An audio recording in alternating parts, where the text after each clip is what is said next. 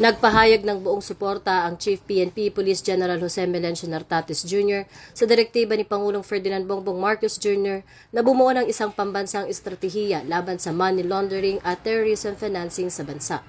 Sa ilalim ng Memorandum Circular No. 113, inatasan ng lahat ng ahensya ng pamahalaan na makiisa sa pagbuo ng National Anti-Money Laundering Strategy for 2026 to 2030.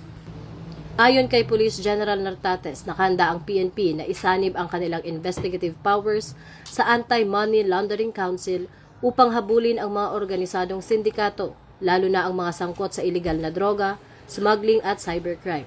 Bilang bahagi ng paghahanda, sumasailalim na sa mga special training sa financial forensics ang mga tauhan ng Anti-Cybercrime Group at CIDG, habang pinaigting naman ang pagbabantay sa mga high-risk sectors tulad ng mga casino at real estate upang matiyak na hindi magagamit ang Pilipinas bilang lungsura ng mga ilegal na pondo. Mula rito sa tanggapan ng tagapag-ugnay ng Pambansang Pulisya, ako ang inyong alagad ng batas, tagataguyod ng Balitang Pulis, Patrolwoman Sari Bernales. Nagbabalita para sa Police News Express. At ito ang bagong PNP para sa bagong Pilipinas. Serbisyong mabilis, tapat at nararamdaman.